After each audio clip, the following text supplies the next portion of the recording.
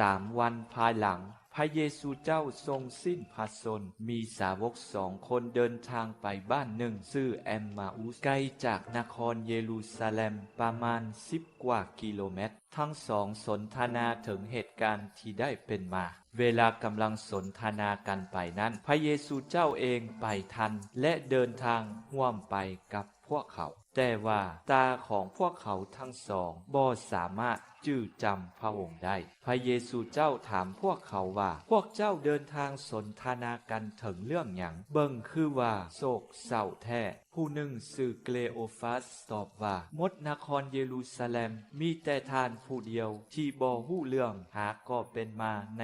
2-3 มื้อนี้พระองค์จึงถามว่าแม่นเรื่องหยังเขาตอบพระองค์ว่าเรื่องของเยซูชาวนาซาเรตผู้เป็นพระพสกมีฤทธิ์เดชหลายทางด้านกิจการและด้านความเว้าต่อพระพักพระเป็นเจ้าและต่อหน้าประชาชนทั่วไปพวกหัวหน้าสงฆ์และเจ้านายของพวกเฮาได้มอบพระองค์ให้เขาตัดสินลงโทษประหารชีวิตแล้วครึ่งพระองค์ใส่กางเขนส่วนพวกเฮาเองพวกเฮาหวังว่าท่านผู้นี้แหละจะปลดปล่อยชนชาติอิสราเอลแต่คือว่านั่นแล้วเหตุการณ์นั้นได้ผ่านไป3 วันแล้วจริงอยู่มีผู้หญิงบางคนในพรรคพวกของไทยเฮาได้ทำให้พวกเฮาวุ่นวายใจหลายคือพวกนางได้ไปที่คูหาแต่เศร้าๆและบ่เห็นพระศพของพระองค์พวกนางจึงลบมาบอกพวกเฮาว่ามีเทวดาประจักษ์มาและบอกว่าพระองค์มีชีวิตอยู่พวกเฮาบางคนก็ได้ไปที่คูหา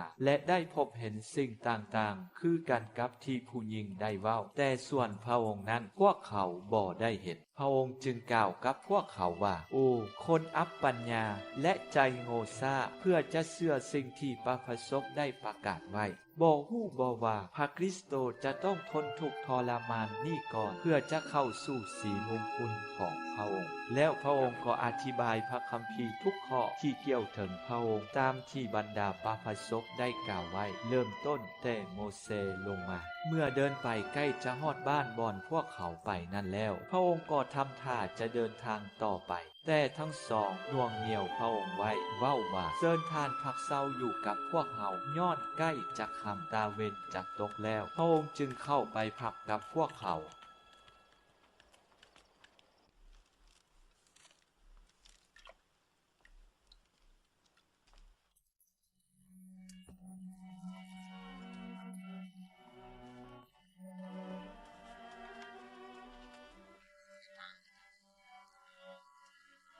เมื่อพระองค์ประทับนั่งโต๊ะกับพวกเขาพระองค์ทรงจับเอาขนมปังทรงกล่าวสมนาคุณแล้วบิออกยื่นให้พวกเขากินเวลานั้นตาของพวกเขาก็เปิดออกและจื่อพระองค์ได้แต่ว่าพระองค์ทรงหายตัวไปจากสายตาของพวกเขาแล้ว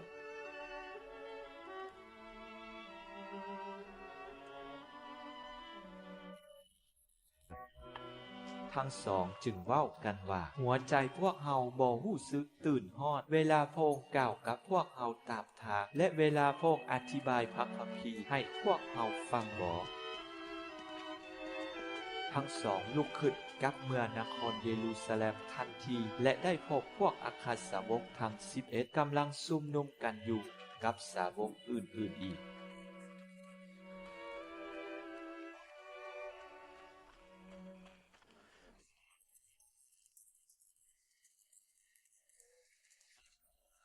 พวกนี้ก็ได้บอกพวกเขาทั้งสองว่าพระองค์เจ้าได้กลับเป็นขึ้นมาจริงแท้แล้วและพระองค์ได้ประจักษ์แก่ซีมอนแล้วส่วนสาวก2 คนนั้นก็ได้เล่าเหตุการณ์ที่ได้เป็นมาตามทางและเรื่องพวกเขาจื่อพระองค์ได้ในเวลาพระองค์ทรงบิขนมปัง